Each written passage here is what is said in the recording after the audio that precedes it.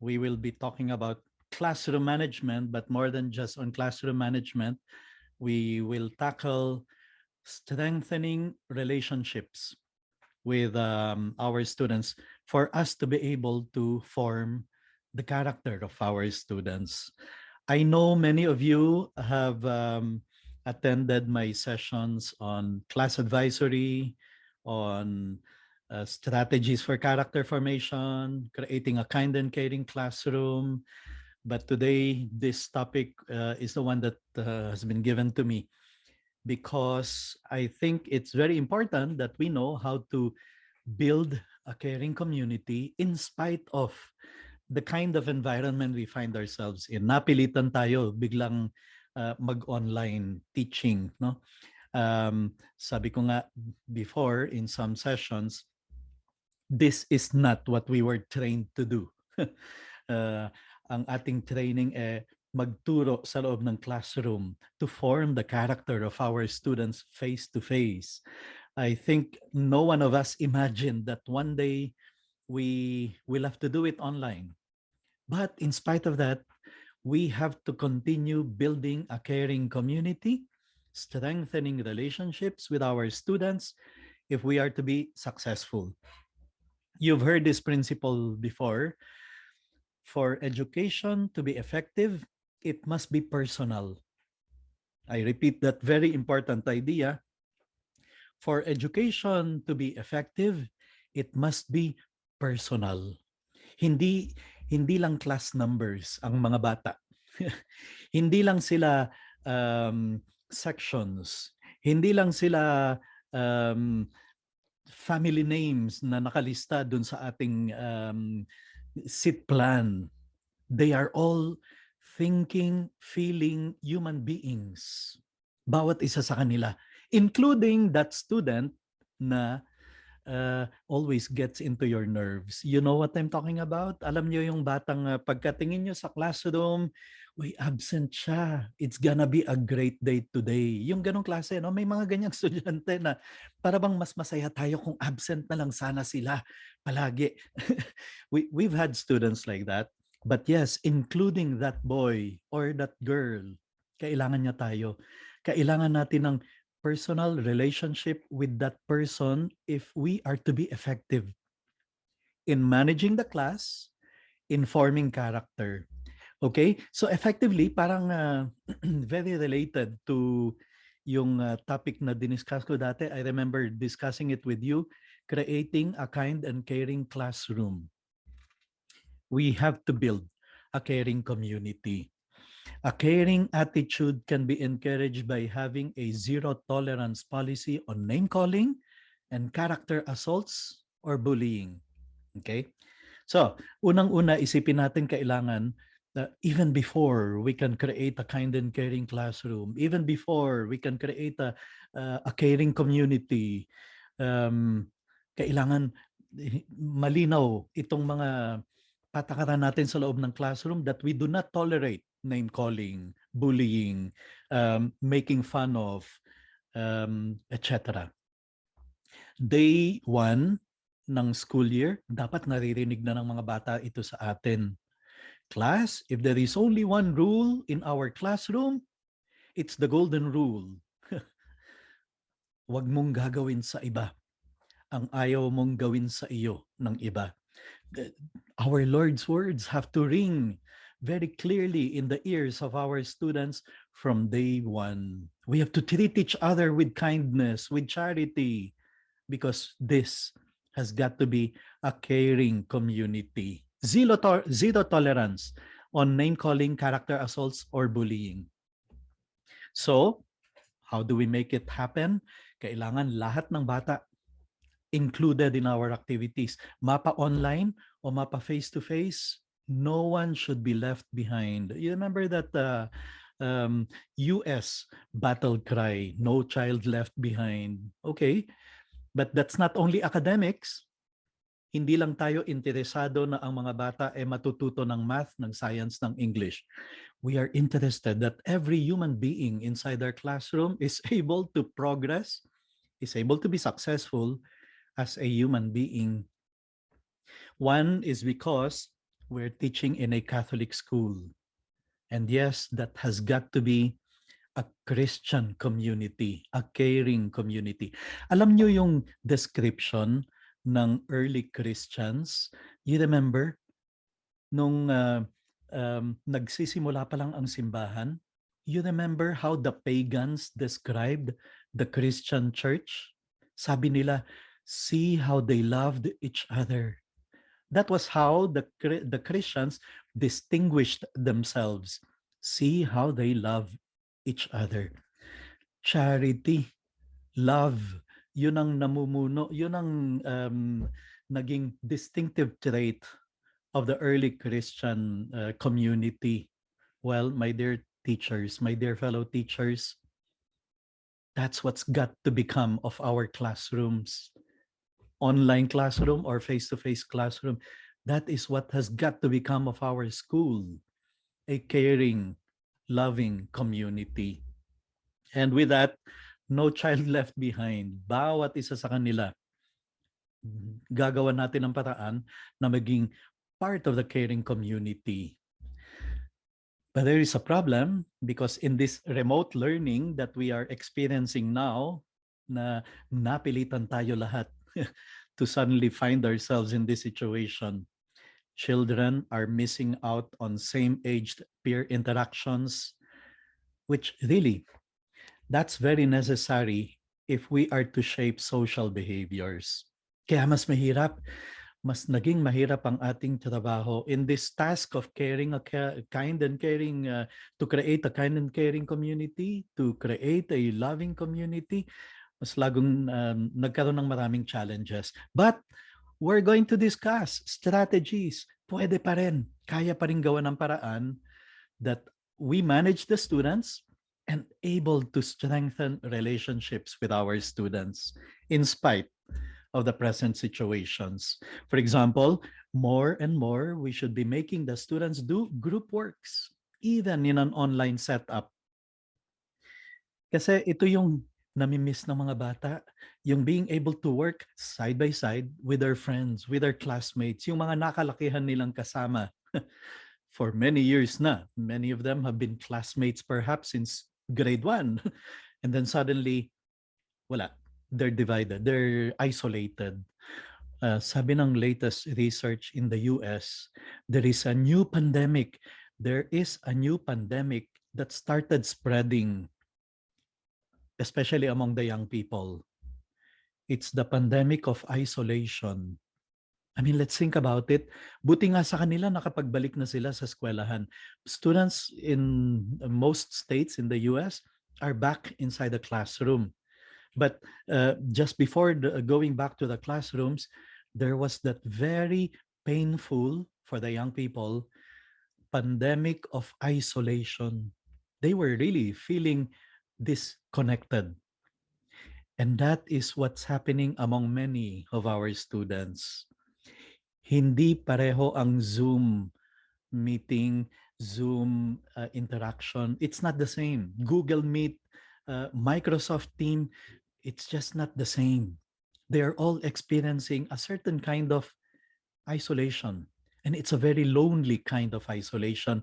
Kahit sabihin mong, one Viber away lang naman ang kaibigan ko, one FB Messenger away lang naman sila, nasa GC, nasa group chat naman sila, it's just not the same.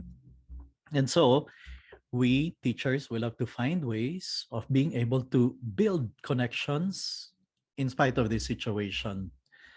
Allowing students to have online role play on a regular basis can help them become better team players.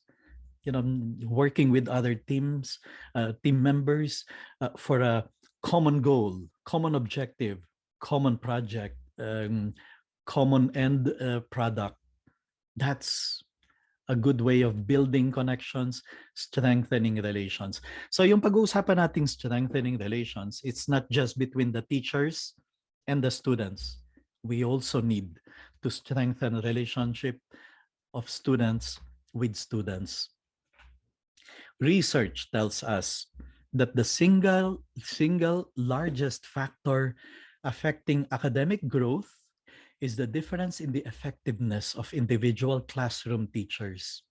And this is true even in an online setup, the effects being both cumulative and additive. But we will look more into the effect of this among the young people. While a strong teacher who exacts learning gains from a student has a lasting effect on that student for the next 3 years, regardless of the effectiveness of the subsequent teachers, a weak teacher also has a negative impact for the next 3 years. Let me stop screen sharing because I need to address teachers directly. Ganito kahalaga ang ating trabaho. Ganito kayo ka-importante. How effective you are will have a bearing in the next 2-3 years of the students. Your impact on them is not just in these 10 months that you handle them.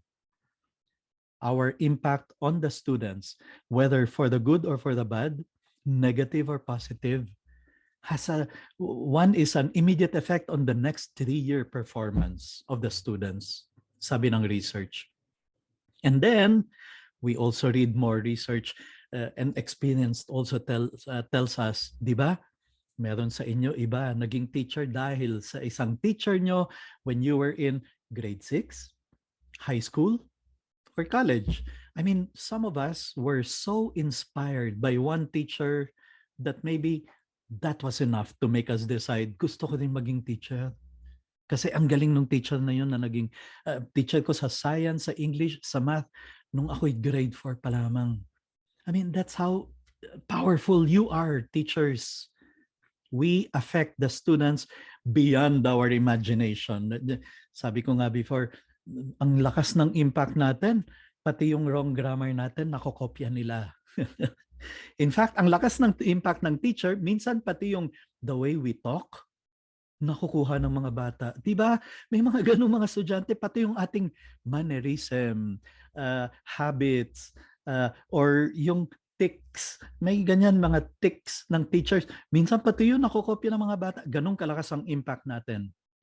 But unfortunately, even the negative can also have a lasting impact on some students. May kilala akong mga estudyante, hanggang ngayon punong-puno sila ng they're full of resentment towards adults, all because of one teacher or another that terrorized them. Tapos gano'n na ang impression nila ng lahat ng teachers. Dictator, walang respeto sa freedom ng very sad, very unfortunate, but I've met some people like that, all because of a bad experience with a teacher. So, umpisa pa lang, I hope we can all make a strong, firm decision. Let us be the best teachers we can possibly be kasi kailangan tayo ng mga bata. Let us be the best teachers we can possibly be kasi ang lakas ng impluensya natin sa mga kabataan. Kasi ang lakas ng impact ng ating pagiging mabuting teacher sa mga bata. In the same way na malakas din ang ating impact if it's going to be for the negative. So, sabi nitong quotation from that same research, authoritative parent combines the two approaches, balances nurturing with setting clear limits, gives guidance without controlling, seeks input from children for important decisions, sets high standards of responsibility, and encourages independence, not dependency. In summary, this is what it means to be a good classroom manager, strengthening relationships and making students become the best that they can possibly be. Don't worry, slow motion, titingnan natin itong mga criteria na to. Authoritative, yun yung description, yun yung adjective that was used. Not authoritarian and not permissive. Napansin ninyo, di ba same thing applies to parenting, ano? May authoritative parents, pero meron ding authoritarian at meron ding permissive. Authoritarian, another word, dictatorial. Gawin nyo kasi sinabi ko. No explanation, just do what I ask you to do. Sir, bakit? Basta, sinabi ko. That's authoritarian. You have no respect for reasoning, objections. Wala. You do what I tell you to. Permissive on the other hand is gusto niyo magingay, bahala kayo sa buhay niyo. Magingay kayo diyan kung gusto niyo. Hindi kayo gagawa ng assignment, pues bahala kayo. Di wala. You just permit without any effort to pull them up and to make them become the best that they can possibly be. So here, the goal is to focus on increasing learning by teaching students the prerequisite behaviors needed to meet standards within an accepting and nurturing environment. I mean, believe me, students don't want to go to a school where they are afraid of being made fun of, put down, um, punished unfairly. I mean, nobody wants to be in a place like that. But yes, students want to be in a classroom where they know they are understood, where they know ang teacher is very considerate, even understanding the fact na, well, all of us can have problems with internet. Ayan, di ba? I remember mentioning this in an early session. Teachers, wag mo nang pahirapan ang sarili mo. Iniisip mo, nagsisinungaling kaya itong mga batang to na sabi hindi makapag-submit kasi wala raw silang internet, kasi nawala raw yung smart, kaya kasi nawala raw yung globe signal nila. Baka naman nagsisinungaling yan. You know, don't punish yourself unnecessarily thinking of things like that. One is, for all you know, they're telling the truth. Hindi sila nagpapalusot. Number two, you may never actually have any way of knowing, and you are just punishing yourself unnecessarily. Let's take their word for it, and then just put in place certain things na to minimize yung ganong klaseng excuse or scapegoat. but the truth is, di ba kayo rin, ma'am, sir, kahit kayo nagkakaproblema with internet minsan. So let's accept the fact that wala ganun talaga. This is how things go for now. And let's just get on with life and do the best that we can. But thinking, especially that, dear teachers, this is not permanent. Um, Thanks be to God, people are now talking about limited face-to-face classroom setting. We are now going back to normal as it should be. So all these things that we are passing through right now is temporary. We will get back to the classroom. Kapit lang, and we will be able to overcome. We'll be able to succeed. Okay, so I know teachers, when they attend seminars, gusto nila something practical. Anong gagawin namin, sir? What can we do? I'm going to share with you many strategies, concrete ones. Some of them I got from experts from all over the world. Some others I myself experienced or used or tried to use in my own 34 years inside the classroom. Here's, for example, the first strategy I want to share with you to build relationships, to strengthen relationships. Welcome letter. I know, nag-umpisa na ang school year. It's not too late. Introduce yourself to the parents through a letter if you have not done so yet. Write them a letter. Express to them your concerns, your worries, and your expectations, and your excitement that thank you dahil kahit na ganito kahirap ang buhay, bumalik pa rin ang inyong anak sa aming eskwelahan. You know, let me share with you, in Cebu, 36 private schools closed down. Hindi nila nakayanan itong pandemic, itong online thing. Hindi nila nakayanan itong challenges of many students moving to public schools. They had to close down. You didn't close down. You continue having work. You continue having a school. Thanks be to God. Thanks to the parents for continue to trust you, to continuing to trust us. We have to be happy and welcome them. As I've said, kahit nagkalagitnaan na tayo ng school year, nakapag-umpisa na kayo't lahat, there's nothing wrong with next week, Monday, sulatan nyo sila to express to them how happy you are that they are back in your school. Let me share with you my sample letter. I remember giving this when I talk about class advisory. But just to share with you, this was my welcome letter to my grade 7D parents. I emailed this to them 1 week bago mag-umpisa ang school year. Um, Paragraph number 1, I assure them that I know what I'm doing. So I tell them I'm graduate of, I have MA, I have PhD in UST. I've been teaching for this many years. I assuring them that I know what I'm doing. Kasi gusto mo, di ba gusto nyo yon? Hindi ka pupunta sa doktor na hindi ka sigurado kung natapos ba yan o nasa recto lang nabili yung diploma niya. you, when you go to a doctor, you want to be assured na alam ng doktor na yan ang ginagawa niya. Well, when they enroll their son to your school, their daughter to your school, they want to know. They want to be assured that the teachers know what they're doing. And that's what you do. You assure them, I'm an expert. Let's work together. Have faith in me. Trust me. Alam kong ginagawa ko. Your son, your daughter will be successful if we support each other. So that's paragraph number 1. I tell them who I am. I explain to them what I assure them I know what I'm doing. Paragraph number 2.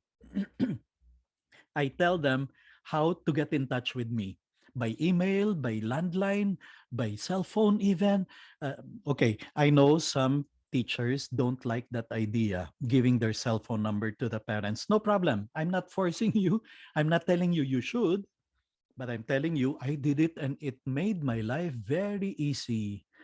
The parents have a very easy time reaching out to me, as I also have a very easy time reaching out to them because they would give me also their cell numbers. I would even tell them the best time to call up. So you can also do the same. And then paragraph number 3, I would tell them about our class website where I usually post announcements, no? Para kahit absent ang anak nila, no problem. Check the website, nandun. Makikita mo kung ano ang exams coming up, kung ano ang project submission due soon, kung yan, lahat ng reminders that I need to get the parents to know.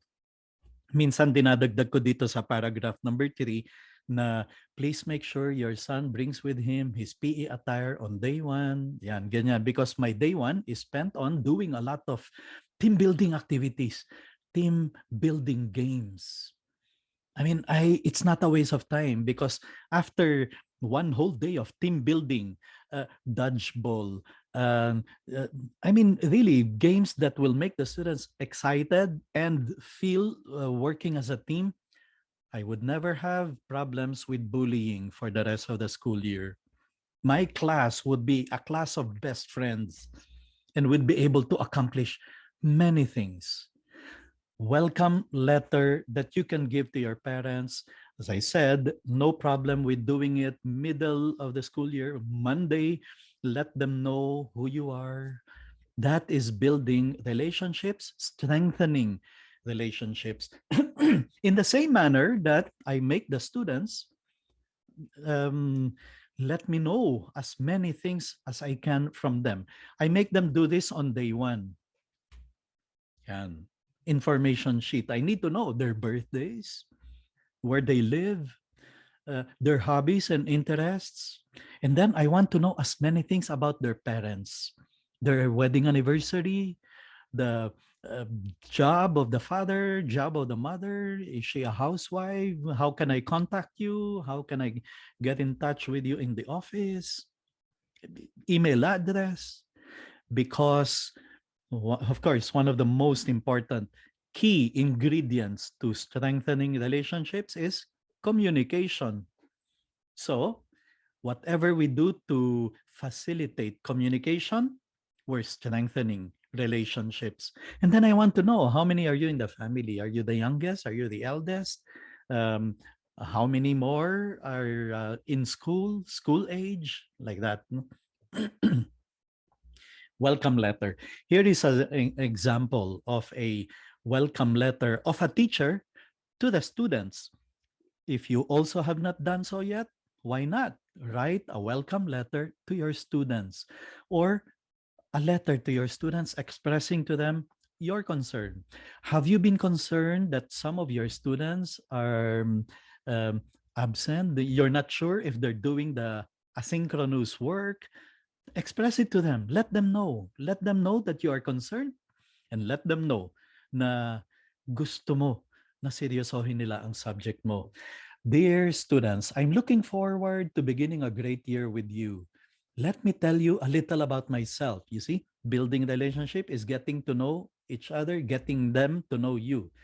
Then I would have to have you write to me so I can get to know you better. Besides a wonderful husband who is a veterinarian, I have two children and lots of pets. It's nice to have a veterinarian in my home to help care for my two dogs, two cats, and parrot. Do you have any pets at home? Tell me a little about your family too. On the weekends, I love to walk the beach. Sometimes on a cold, wintry day, I just curl up with a book to read as I listen to the sound of the waves. My favorite books are mysteries. Do you have any favorites? How do you like to spend your weekends? To help me plan an even more exciting year for you, tell me what you'd like to learn more about. Are there any particular field trips you'd like to take? What kinds of books would you like to read for novel study? That's all for now. I'm looking forward to reading your letter. This is dealing with every single student in the class as a human being, a thinking, feeling human being. They are not just mere class numbers.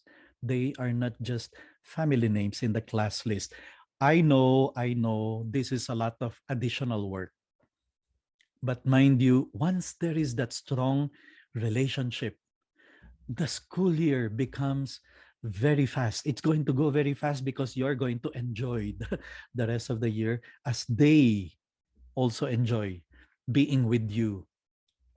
And then to get to know better the students, you can send, for example, a multiple intelligence survey that will let you know a little bit more about the is this student tactile, auditory, visual. So there are so many in the internet, for example, that you can download inventory survey for multiple intelligence, for example. No? Or even just a simple note to the parents. If there is anything you want me to know about your son, about your daughter, please send me a note, send me a short letter, send me an email. Getting to know the students to the parents, getting the inputs of the parents for us to get to know, understand better the students. And then we can also invite the parents to participate in school. Are they willing to volunteer for um, work that they can do for the school, for the class? For all you know, one of the parents of your students, uh, one of the parents pala is an artist. Namomroblema ka sa classroom decoration mo, itong nanay nitong estudyante mo pala is very talented artist. So, you would never know because you'd never asked. You've never sent a note to the parents. Parents, we are open for volunteers. In case any of you would like to volunteer to help out in classroom decorations, for example, or in the US, one of the schools of character get parents to volunteer to be welcoming committee. All the parents have to do is stand at the gate of the school, just welcoming students as they enter. And some parents volunteer for 1 day a month, others for 2 days a week, and it changes the environment totally. Of course, I'm talking about the face-to-face setup. But given the situation now we find ourselves in, there are other volunteer work that parents can sign up for if they are given the opportunity. Well, we'll also talk about that, di ba? Engaging the parents. One thing I need to say right away is, mga teachers, ang parents are not the opposite of the camp. I mean, they're not the opposite side of the fence dito sa giyera. We are not at war, okay? They can be our best supporters, our best collaborators. But we've got to get them to support us and to collaborate with us. Okay. Sorry. Never let the demands of your job cause you to forget that each one of your students is a feeling, thinking human being. Galing pala kay George Isaac Brown yon. For education to be effective, it must be personal. For education to be effective, it must be personal.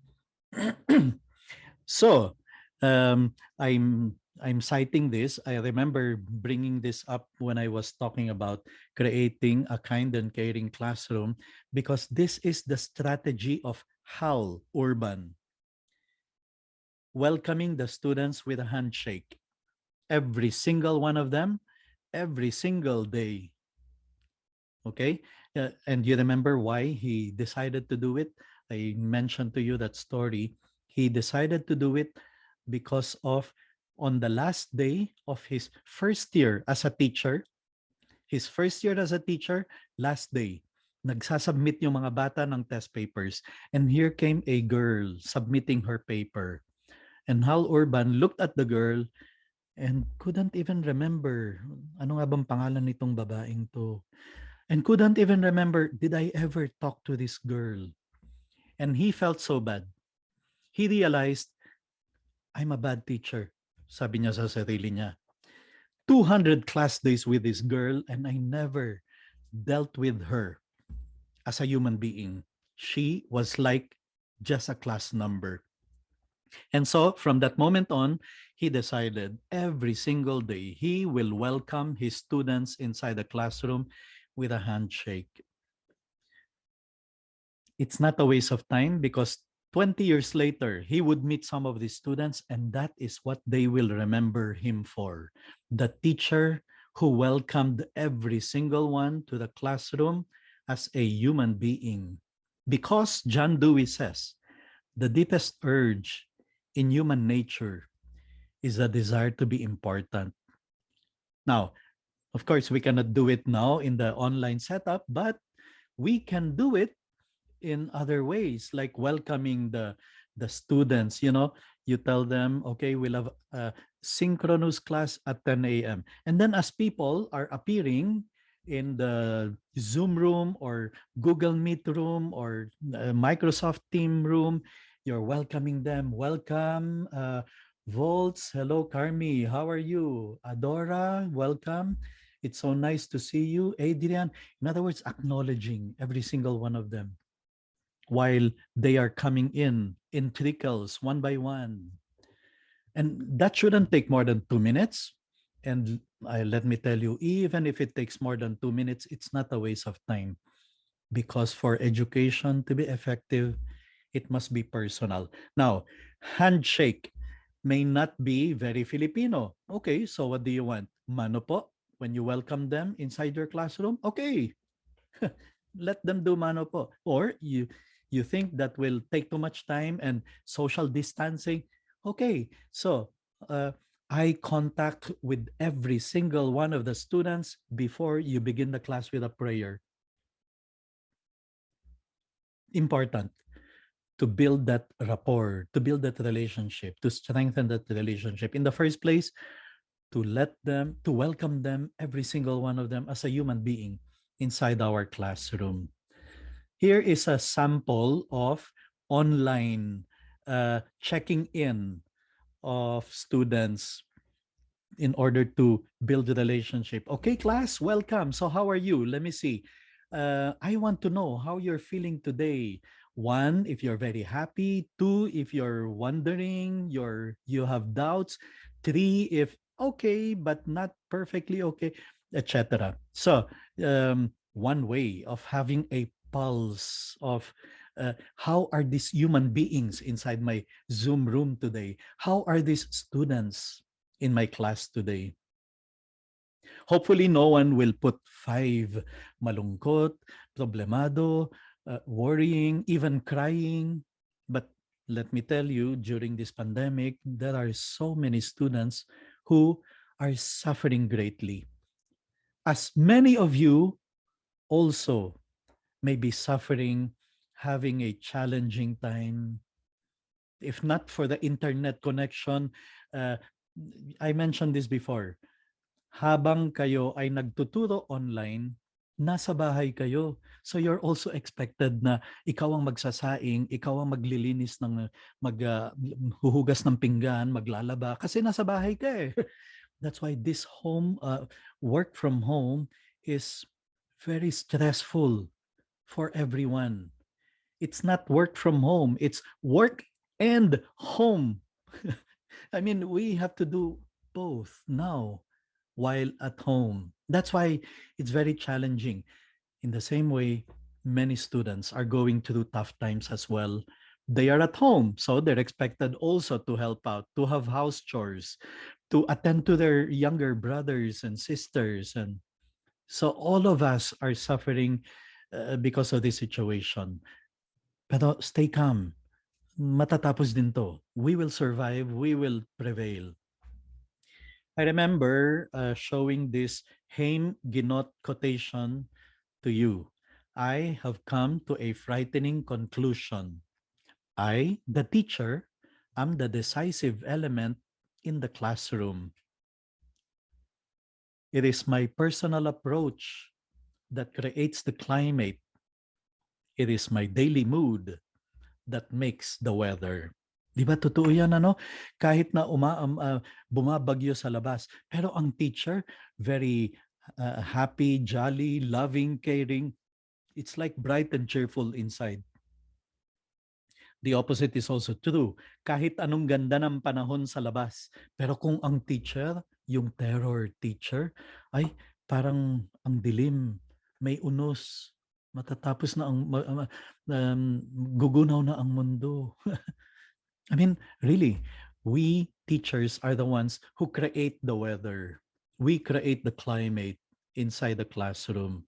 And the same thing applies even inside the Zoom room. As a teacher, I possess a tremendous power to make a child's life miserable or joyous.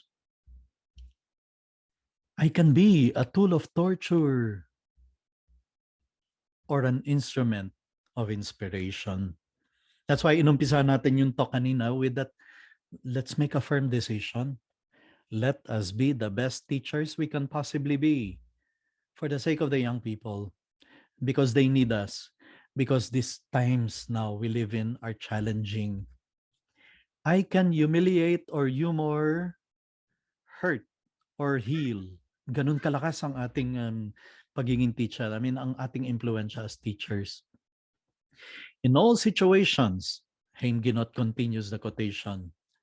It is my response that decides whether a crisis will be escalated or de-escalated, and the child humanized or dehumanized. Haimginot. That is the power of the teacher. Kaya nga minsan, this by itself is a very good faculty development activity. No need to invite a speaker.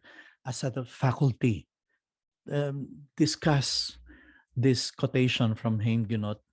Or another way that we can make the teachers realize yung ating impact, yung ating lakas ng impluensya sa mga kabataan is to discuss, for example, teachers who have motivated you or inspired you. And then you can also discuss teachers who terrorized you, or maybe in some cases even scarred you. Why? What did they do? What did she do?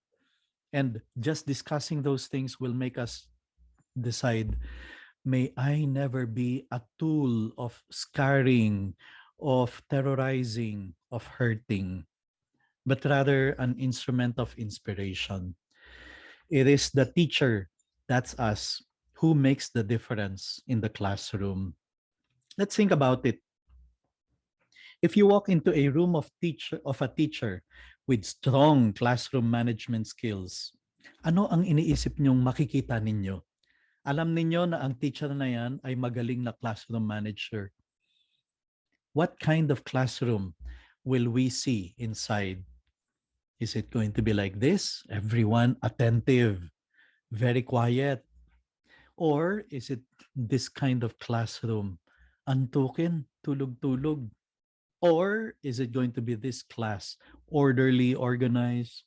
Or students are engaged? What kind of classroom scenarios are we going to see in a classroom of a teacher with good classroom, solid classroom management, and there is the strong relationships?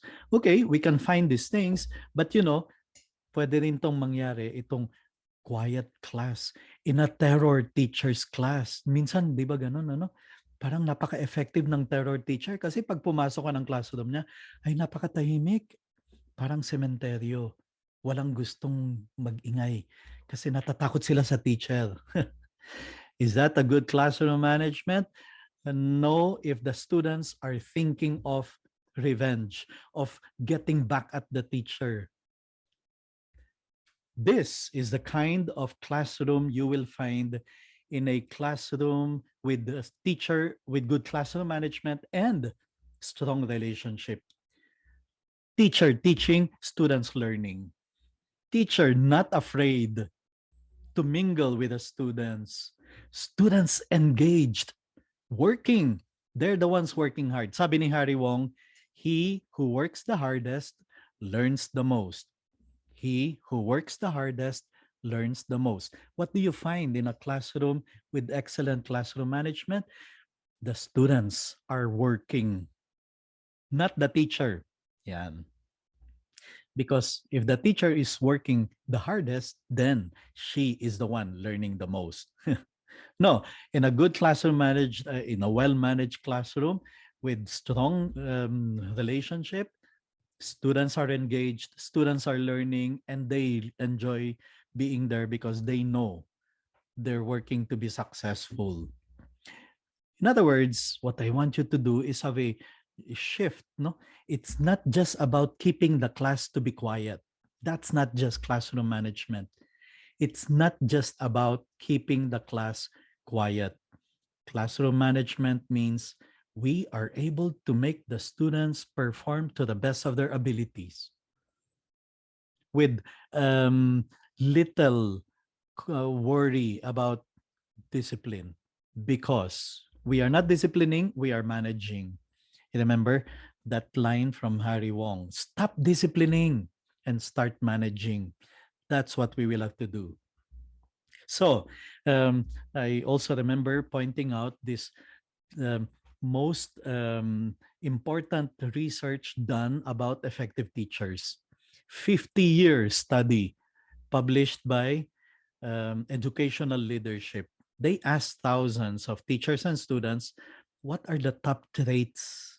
What are the top traits of your effective teachers in your life as a student?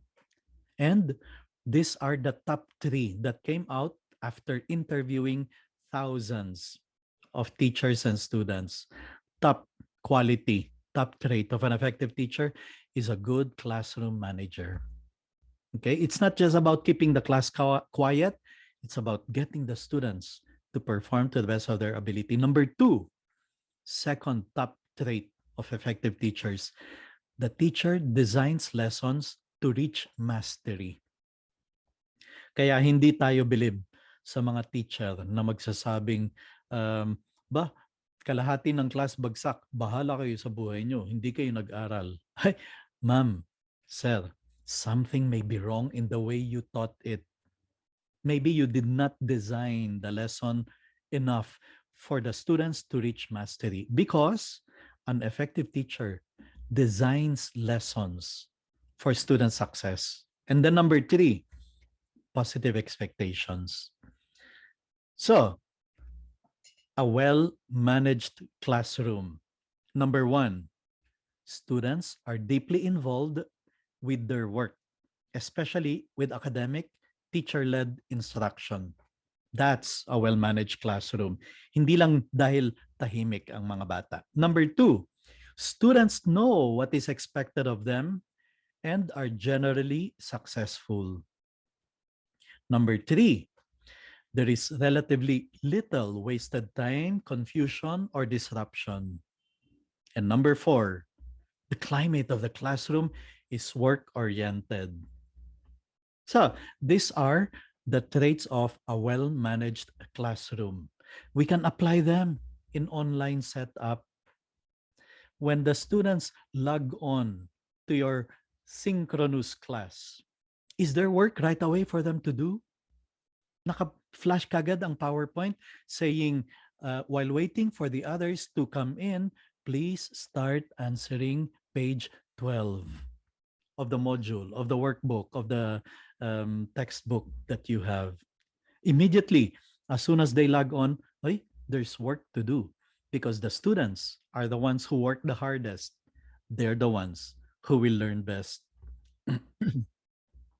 Okay, sabi nitong study na to, 7 critical skills most likely to increase the odds of success across all outcomes in which employers expect employees to behave. And when we look at them, we realize, lahat sila, halos lahat sila may kinalaman sa strengthening relationships.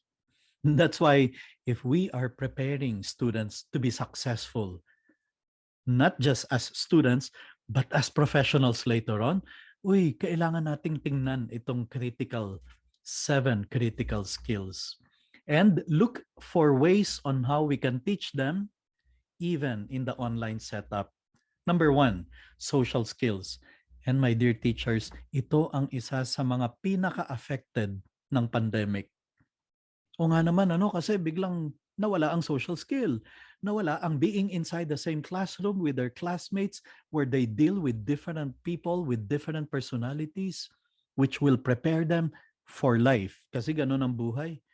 Iba-iba ang tao. They have to know kung paano makibagay sa iba't ibang klasing personalidad, sa iba't ibang klasing traits, personalities, character of people, social skills. But don't worry, we can still develop social skills among them, even in the online setup, making them do group work, making them know their classmates through interviews, one-on-one interviews via Viber, via Facebook Messenger, via Zoom. Ang dami nilang opportunities, ang dami nilang possibilities. But don't just leave it at that. We have to deliberately, systematically come up with things for the students to do that will still develop their social skills. Let me give you other examples. Okay, class, ang ating assignment, i-interviewin nyo ang inyong nanay, ang inyong tatay, ang iyong tito, ang iyong tita. In other words, you're giving them work that will require them to still do socializing, if not outside of the house, within the house. Interview ka ng kapitbahay ninyo tungkol dito sa nangyari sa election, tungkol dito sa kanilang pananaw sa bagay, social skills, communication skills. If the students are going to be successful, they have to develop their communication skills. And again, it's all about building relationships. Sabi nga natin kanina, kailangan natin ng welcome letter because that is key to building relationship with the parents and then with the students and then among themselves. Communicating, looking for ways to open communications with others. Here's another skill that is critical if they're going to be successful. Problem-solving skills. Kaya, you remember in my presentation on strategies for character formation, sabi ni Rafe Esquith, math teachers, you are in a position to teach students one of the most critical crucial skills they need to learn in life: solving problems. Make them do a lot of problem solving that will develop their analytical, evaluative, um, judgmental, all their higher order thinking skills, problem solving, critical thinking. Um, this is very crucial now, dear teachers, as we are in this time of election, and there are people using social media precisely to mislead people, to revise history, to change history, uh, to spread lies and calumnies. Our young people have to have the critical skill to determine what is true, what is false, to immediately, whatever is presented to them, to immediately have the mindset of, totoo ba to? I have to get to the bottom of it. I have to be able to prove that it is really true before I like, I share, I comment, I pass on to other people. Because you know it and politicians know it, social media has become a powerful weapon to destroy an opponent, to create lies, to revise history. And so um, the victims are especially the young people. But very sadly, even some adults are misled, especially those who, you know, just base what they believe in what is posted in Viber, in what is posted in Facebook, in what is posted in Twitter, and they don't go the extra mile to research on the truth. This is a very important thing that we need to develop among the young people today. Please, students, be critical. Okay? Don't just take in everything simply because na-publish or simply because ang nag-post nun yung tita mo. For all you know, mali pala ang tita mo rin. Mali rin siya. um, she was gullible enough to think it was true. Even photos, pictures that are being manipulated to make it appear na ganito karami ang tao sa kanyang rally, ganito karami ang tao sa kanyang motorcade. Yung pala, ay hindi pala, picture pala sa Thailand yon during the red shirt rally. So we need to make sure the young people, um, us included, are critical enough that we are not victimized by these people who um, make fun of truth and distort truth for their own agenda. Intrapersonal skills of self-control. This is important now. The reason why we hear more and more of mental health break, mental wellness break, is because people are breaking down, breaking apart because of the situation that we find ourselves in. If they don't develop self-control, then we will read more and more of depression. We will read more and more of the bullying that happens, the fighting, the disagreements, and we need to help the young people develop this decision-making skills, which of course ultimately is a very key skill for them if they're going to be successful in real life, not just pass a subject, not just pass a year, but really to be successful in life. All these are very important to be able to develop in them. To help them be successful in real life. No, positive self-concept. Um, we have to be concerned, worried even, that we hear more and more of teen suicide, teen depression. What is happening here? Why are we seeing more and more of these problems happening everywhere? Sabi ng research, a big factor is social media itself. Social media, which if the person is not critical enough, will come to believe that he or she is inferior compared to all his friends, her friends. Syempre, because you're not going to post something negative about yourself.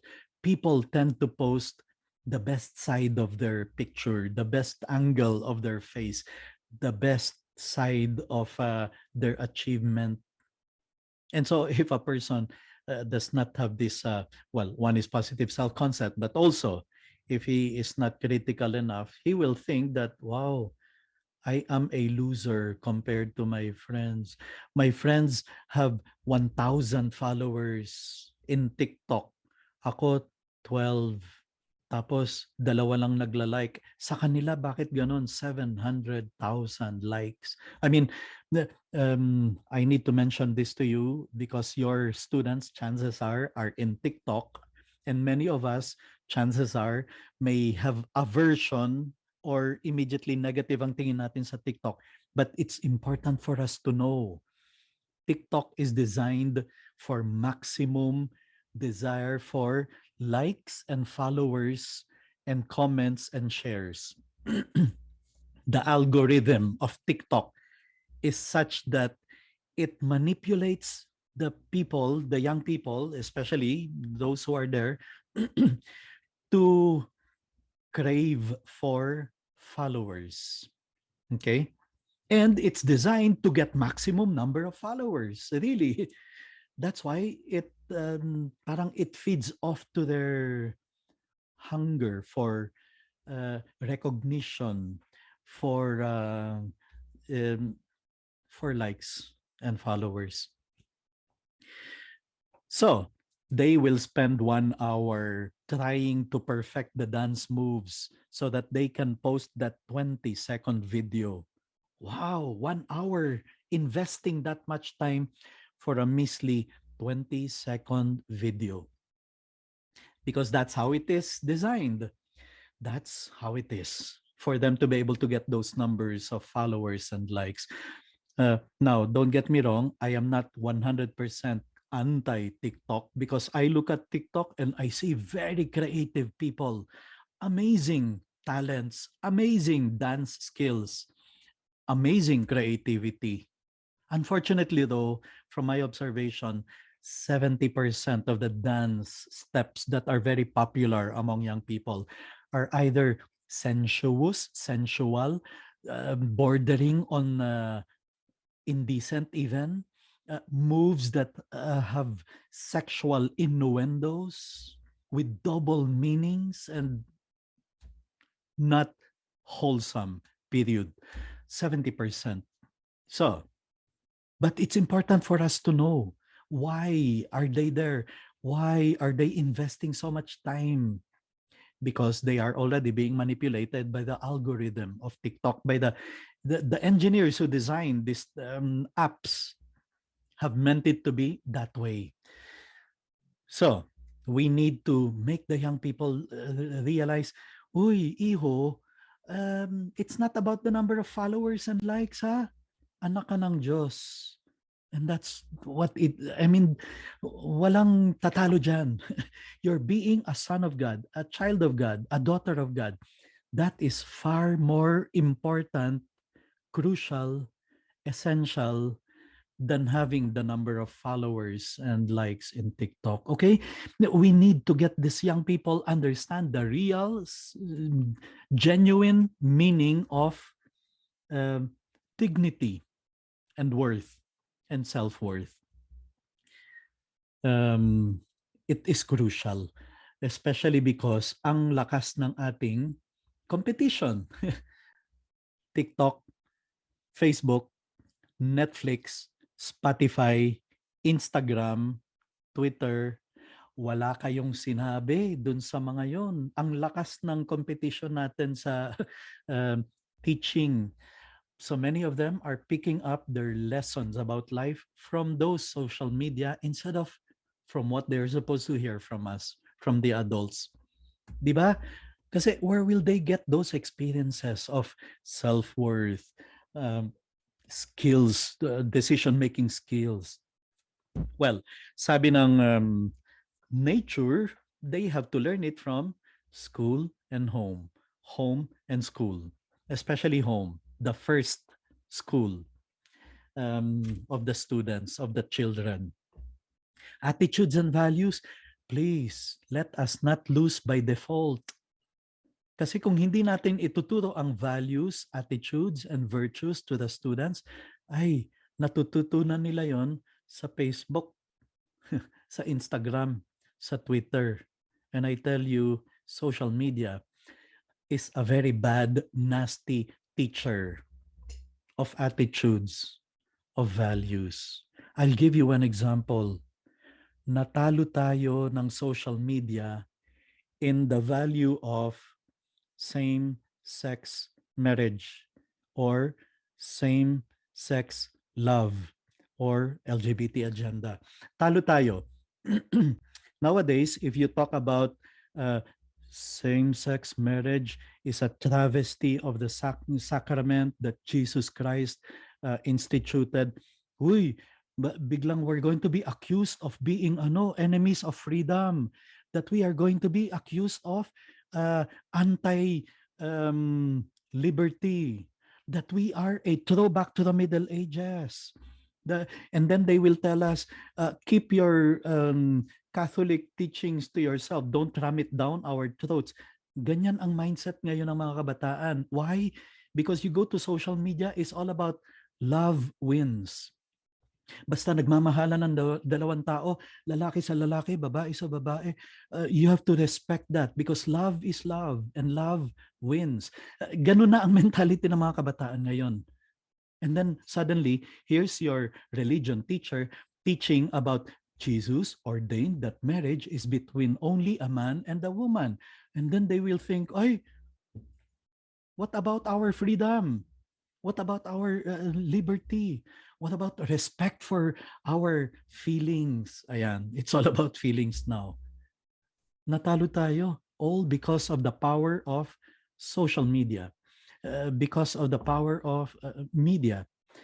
And that's why we have to work harder in bringing the message of Christ to people. Now, let me make myself also very clear. We are not condemning LGBT people. We are not saying all of you will go to hell. No, what we are saying is Jesus instituted the sacrament of marriage, which is a holy thing for a man and a woman. Now, same-sex union, you man love another man. Okay, magmahalan kayo, pero wag mo ipasok ang sakramento. I mean, don't pull down the sacrament into the gutters saying, gusto din namin ng marriage. No, marriage is a sacrament and that's beyond you. It's what Christ has instituted. Okay? So, magmahalan kayo dyan kung gusto ninyo, but don't bring in the sacrament to solemnize your union because that just doesn't work. That's not what Christ, God has ordained. No? And we are not saying you are going to go to hell. We are saying, in fact, that we love you. We love the sinners as Jesus went out of his way to save sinners and died for all of us. But he gave us concrete, solid teachings that we are obliged to pass on to the next generation, the solid Catholic faith that we have been entrusted with. And it's entrusted to us. We didn't make it up. And we cannot make it up along the way as history changes. This is very important. Love the sinner, but hate the sin. Charity above all, forgiveness, mercy, compassion. But there are certain things that are holy, sacred, and among those are the sacraments, for example, that Jesus Christ instituted, and many more. You know, swerte natin dito sa Pilipinas, for example, ang tindi ng ating pro-life attitude and value. Our value of human life is amazing. We are a blessed nation. You know that in the US, They don't even talk about abortion anymore as murder. They talk about it as reproductive right, as a right of every woman, and that you should never deprive a woman of what she wants. She wants to terminate the baby, she should be given. That's the mindset in the US and in most Western countries. Kaya naman, Pilipinas na lang ang natitira. I don't know if you realize it. We are the only country now that does not allow abortion because it's in our constitution. The state shall protect life from conception. We're the only country with that in the constitution. And we're very lucky. This is part of our being blessed as a nation with 500 years of Christianization. God continues to really protect the Philippines from the onslaught of this wrong attitude, wrong values from the West. And then divorce. The Philippines is the only country now that also does not allow divorce, aside from Vatican. Now, um, we have to protect this solid Catholic attitude and values, and they have to learn it from us teachers because social media, Western media, um, they are teaching different sets of values. Okay, reasons why student teacher. Let me see. It's 4:58. I will be ending 5:30 or so. No, I'm sorry. I will not give a break anymore. Normally, I put a bit of break. No. Anyway, if you need to go to the washroom, feel free to go anytime. Anyway, I am recording our session and I will make the recording available in case you encounter problems with the internet or in case you need to take a little break, no problem. You can watch the video later on. Okay, so why is this important? Number one, kasi may kinalaman sa academic success. Sabi ng research, if there is positive relationships with students, uy, mas gagaling daw sila academically. And totoo naman yun. I know some students who are afraid to go to school because they are being bullied and their grades are affected. They don't get to perform as best as they can, as well as they should, because they are bullied, they are harassed, they suffer inside the classroom. So, if we are able to build positive relationships among the students, they will be more excited to go to school, to be with their classmates, to work in groups, to work as teams, to get, because they know they get support from the others. Feeling safe and comfortable can motivate both the students and you also, teachers, to continue logging into class. And it's true, right? I mean, one of the toughest things I've experienced is when I know a student has something against me. I don't know, maybe because bumagsak siya sa isang exam and then he's blaming me for giving him the failing grade. Ay, teka muna, hindi kita binagsak. Grenadean ko lang. I mean, I just computed for your grade and you really failed because of how you did in the exam. So don't blame me. But I get affected by that. If a student has something against me, parang I feel heavy going to the class or I know something is wrong. I have to either talk to the student and make him realize that, wait, no, I'm helping you here. I'm doing my best to be able to help you. So do your part, but don't take it against me. So it's like that, right? We feel safe and comfortable if there is that motivation.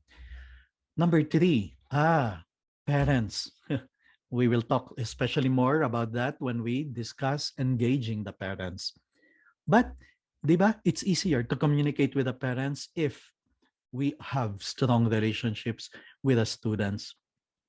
That if a parent, for example, writes us an email, Mr. Dantoy, bakit bumagsak ang anak ko? And I am strong, or I have strong relationship with a student. I've been helping the student. I find it very easy to respond with very clear indications of, ay, kasi po, yung last exam, hindi siya nakapag-aral, sabi niya. He could have spent more time, or he didn't get to do a good output. He was not able to um, reach the cutoff and things like that. It's easier to deal with the parents if we have strong relationship with the students. It can boost good behavior in teens for up to 4 years. Kanina yung research that I pointed out, 3 years. Ito ngayon, good behavior with good relationships, it can boost good behavior in 4 years. So yung sinabi ko kanina, our effect on the students is not just in the 10 months that we have them inside the classroom.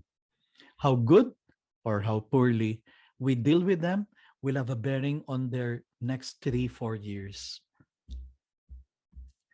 Positive student-teacher relationships have huge academic benefits, especially for our most vulnerable students, those who are slower or need more guidance or need more coaching or need more support, especially for those. Challenges to promoting social and emotional learning with students during distance learning. So here are now some challenges we're facing given this online setup.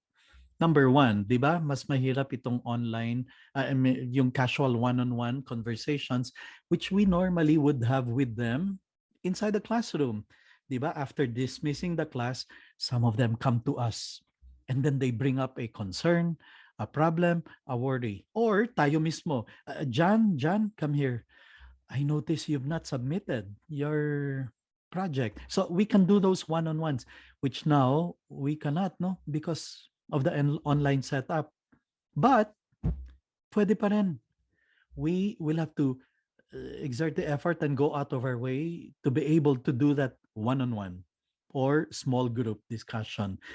We can use Google Docs, chats through Viber, through FB Messenger, through the Zoom chat box, or we can make them do breakout rooms.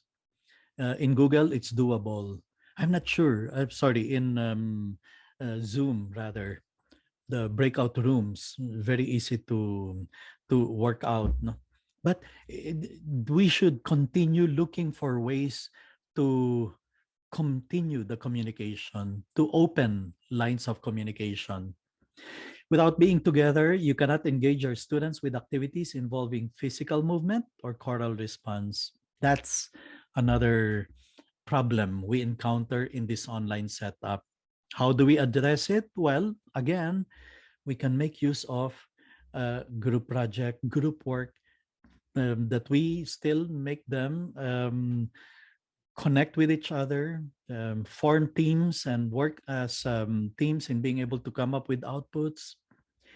Teacher and student presence is severely diminished on a computer screen. That's true, no? Not only literally, physically, ang liit ng aking hitsura dito. I mean, that's not my size, but that is how it is. This online setup has greatly, severely diminished presence. Okay, so solutions.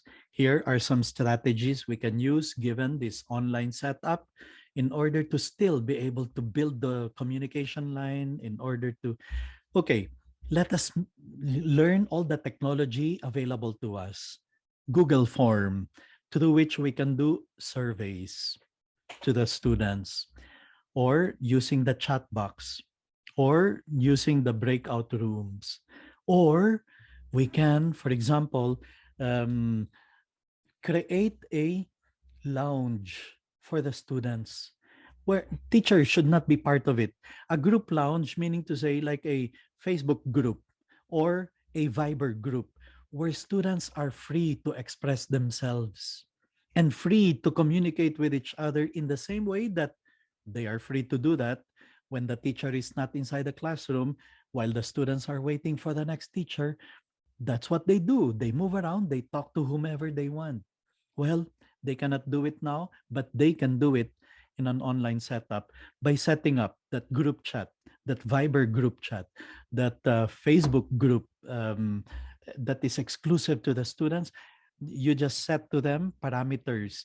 No foul language, no put downs, no fighting, bickering, but make it very clear to them that that tool is for building connections, strengthening relationships. Now let's take a look at some, because this is, I mentioned earlier, this is not permanent. Before you know it, we're back to face inside the classroom, and we look forward to that, and we pray to God that that will be a reality sooner than we can ever expect.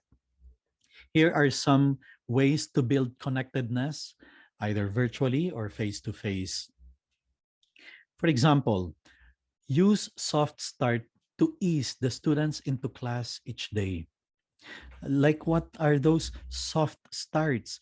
Welcoming them. Okay, Joanna is now in the room. Hello, John. Good afternoon. Nice to see you. You were absent last meeting, but so nice that you were able to do it, make it today. Joel, how's your internet? Okay, good. Okay. So that's how to ease the students into class each day, welcoming them first, making use of the first 2 3 minutes or even 5 minutes just to get them at home and happy to be there, happy to be virtually connected. Of course, when we are back to face, we will need a bit of cranking up and getting them into the mood again of face to face setup, no? Do frequent check-ins for all students. Okay, class, I want to know how you are. Yan. Can you type in the chat box? So you make them do things like that. Type in the chat box. Um, One, if this is how you feel, pa-chill-chill lang. Number two, if you feel like this, cool animal. Three, if you are at a loss. Four, if you are worried. Five, if you are angry. Six, if you are like that. Start them or start the students by getting to know, how are you today?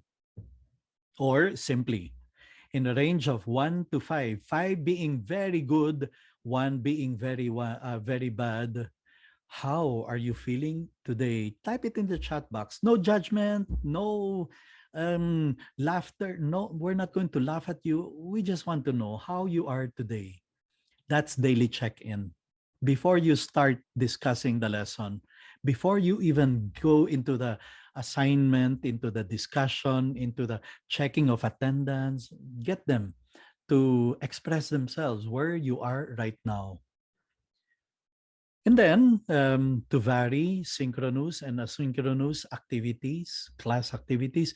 Um, I remember giving a 3-hour lecture on this, or 2-hour lecture on this, on the different online activities that we can do with our students to make it varied so that they have something to look forward to.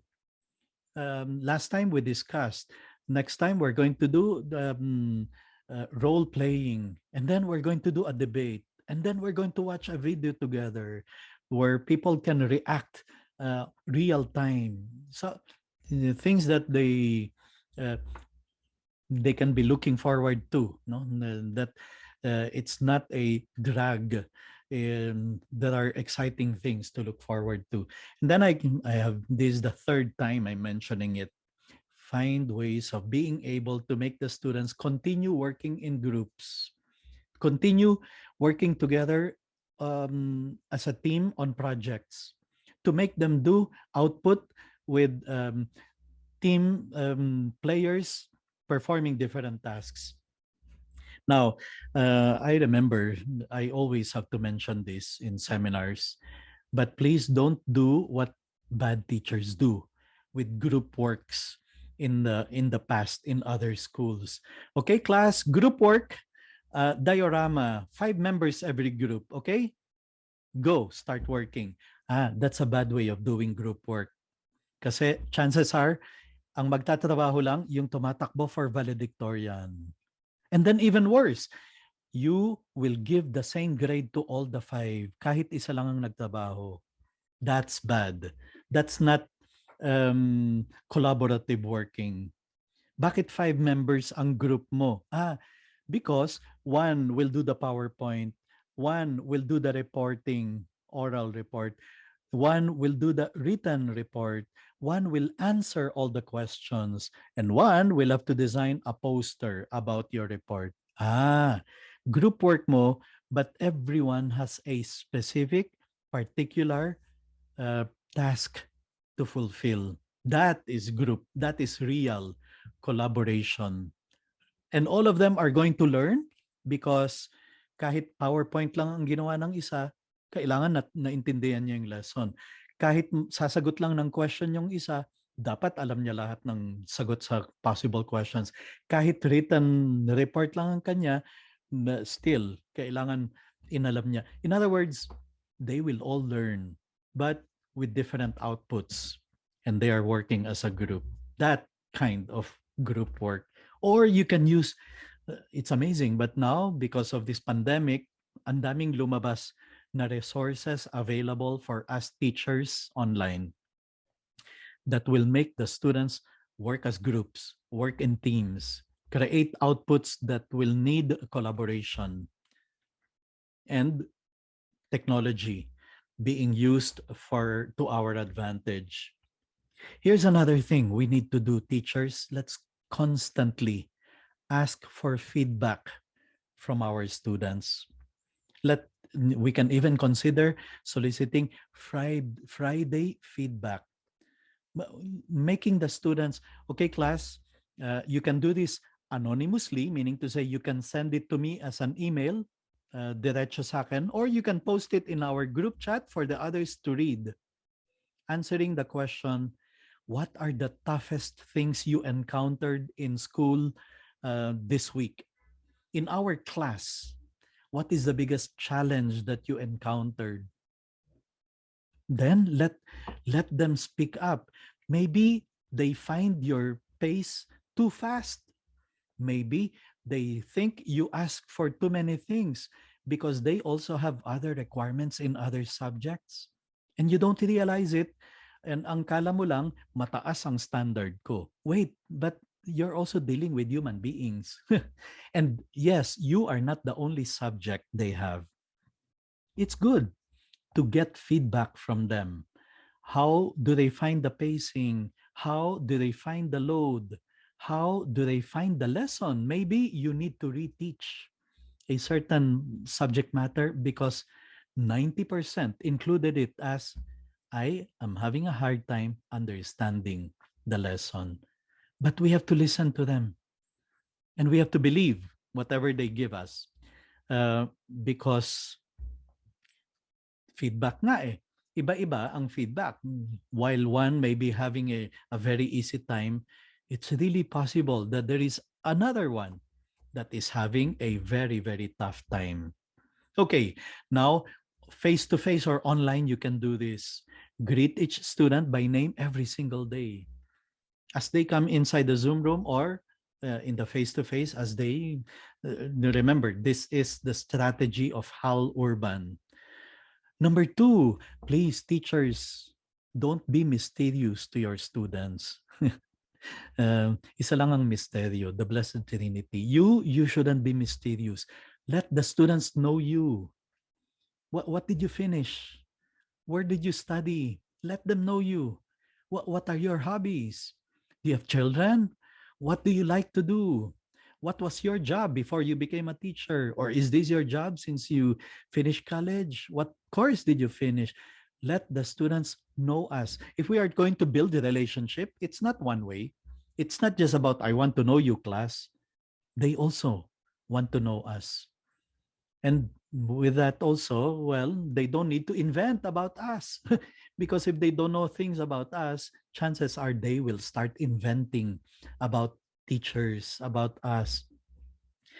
The 2 by 10 theory, sabi ng theory nito from Australia, talk, yung mga students na you find problematic or you find difficult to connect with, you find difficult to build relationships with for one reason or another, because of attitude, discipline, because um, sabi nitong theory na to, spend 2 minutes for 10 days with that student.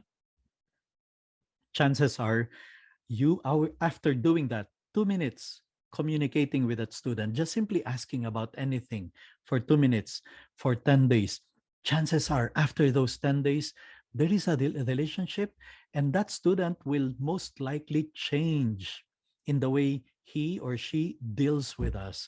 He or she will be more open, will want to be able to communicate more, will stop being a problematic student. Well, it's a theory, but it's been proven too many times that I just have to present it to you as a very good strategy if we are to build, strengthen a relationship. And then, one thing students miss in this pandemic is being able to go to the faculty room, look for us, and ask us a question at any time of the day. They can do that. If they remember, "Oy, I forgot I have to ask ma'am because I didn't get to ask." Well, teachers, you can help the students with that by providing them, telling them, "Okay, class, I will go online in this Zoom link every Friday from 2 to 4. I'm open to consultations. Anyone can come in if you want to consult, if you want to ask something, or if you just want to lounge around."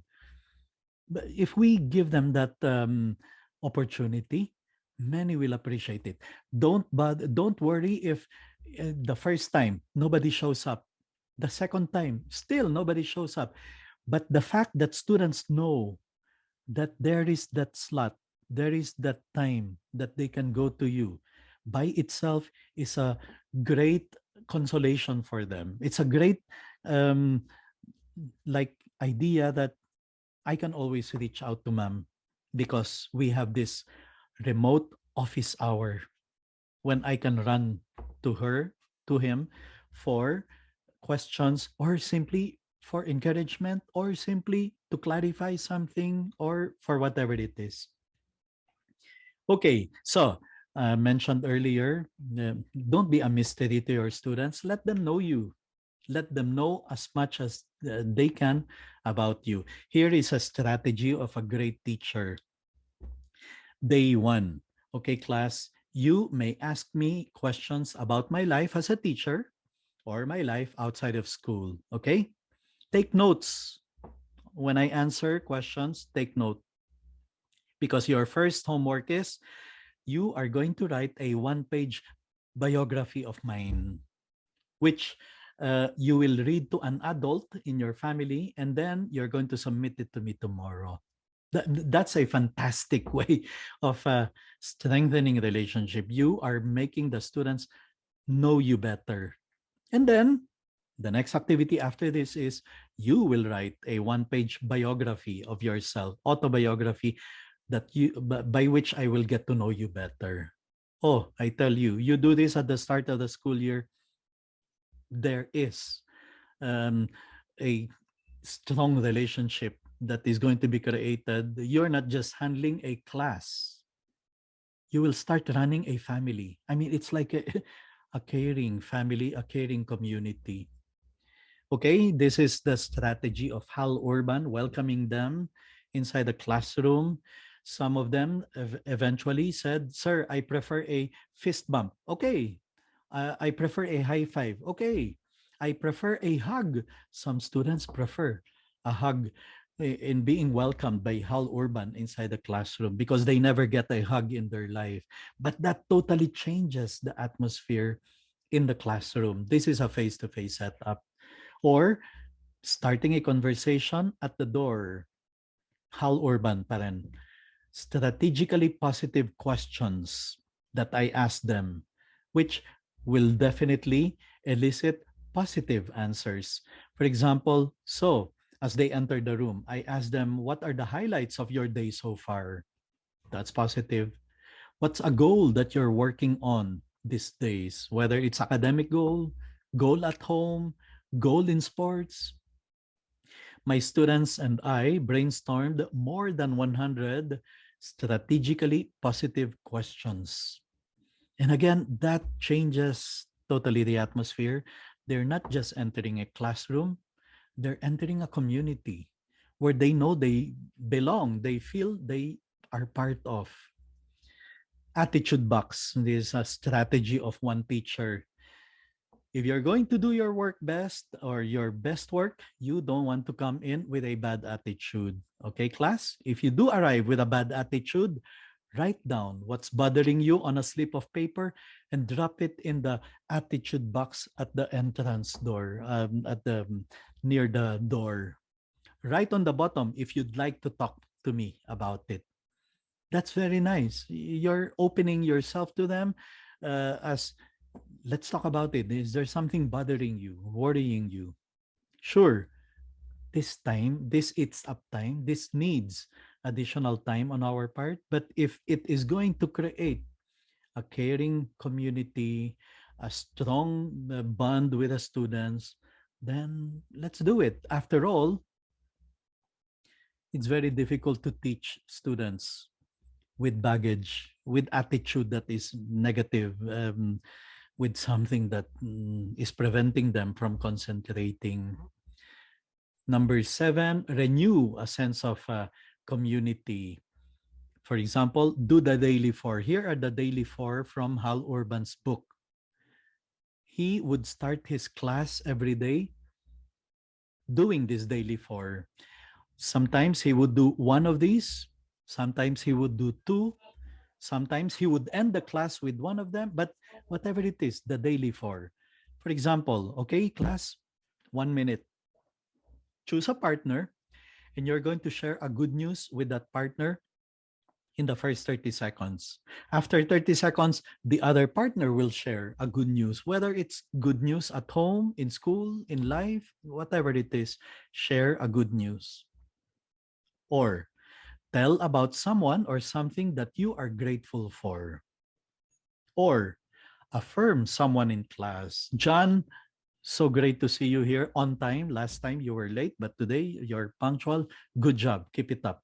That's affirming someone in class. Joanna, I heard you helped John with the assignment because he was absent last time. Good job. That's what it means to be caring. Affirming people, good deeds done by people. Or make us laugh. Anyone has a wholesome joke to share with the class? That's how he would start or he would end the class. Here's another strategy, thought of the day, to make the students think about certain quotations. And then just ask them, copy the quote in your notebook, write it in your own words, paraphrase it in your own words, and then share your paraphrase with a partner. And then we will do a bit of class discussion. Anyone wants to answer? What does this quote mean? How do we know this is true?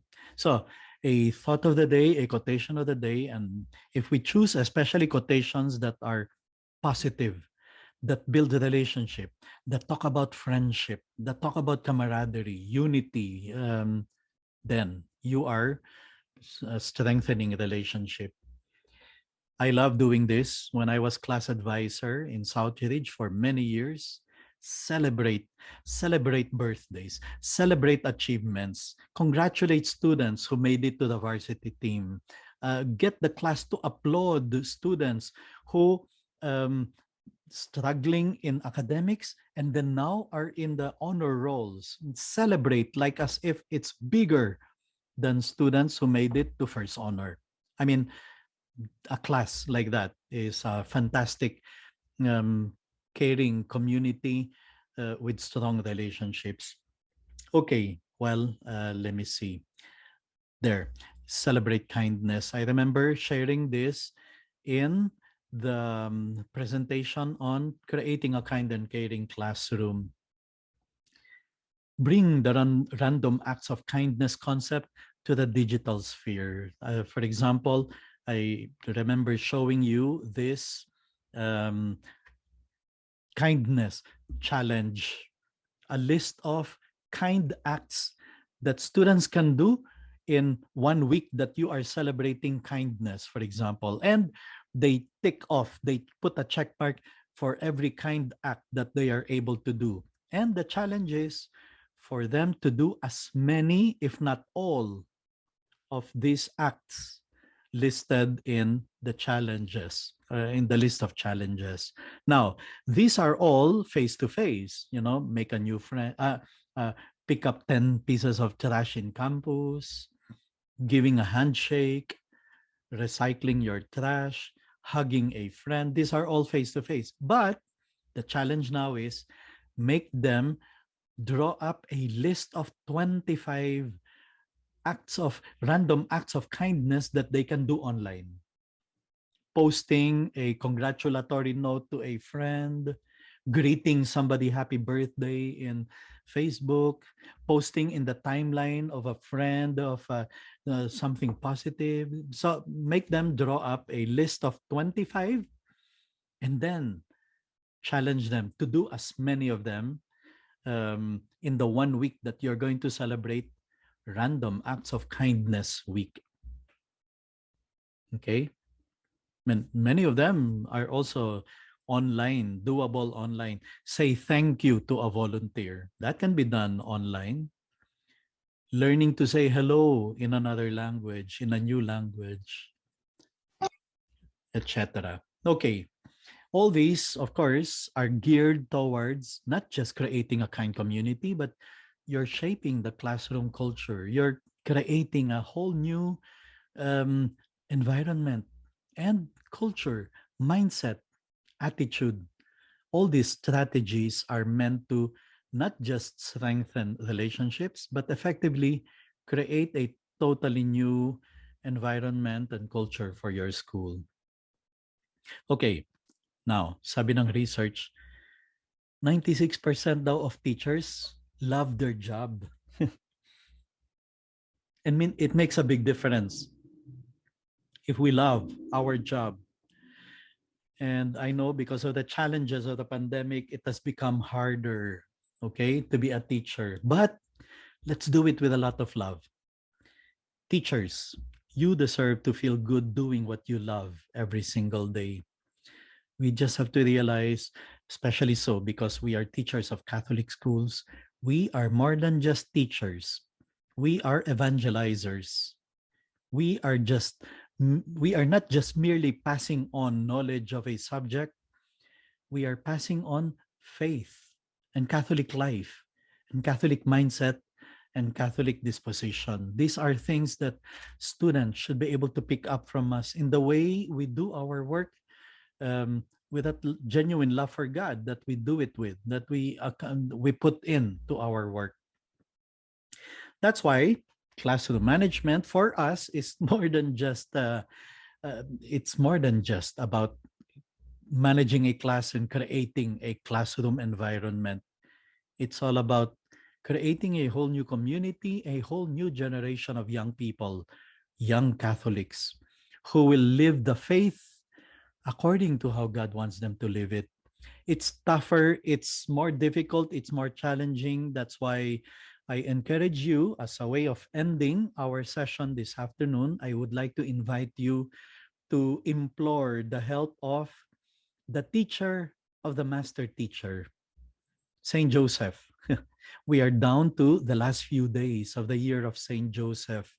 But you do realize he was the one who taught Jesus as a child, as an adolescent, as a teenager, which is exactly what you and I are doing now as teachers in your school. We are raising up these young people of this age, the same age that Joseph brought up Jesus.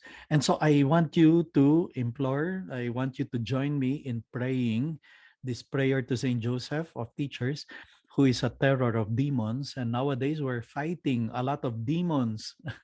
The demon of pornography, the demon of um, how they call this, fake news, the demon of historical revisionism, the demon of lies being spread online. We're fighting a lot of demons, and we need the help of Saint Joseph. And I'd like to end by asking you to join me in praying to Saint Joseph this teacher's prayer.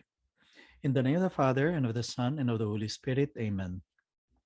O blessed Saint Joseph, guardian of the child Jesus, we pray that you will help us in our daily troubles and tribulations as we try to pass on to our students all the teachings that they need to be able to succeed in their chosen professions.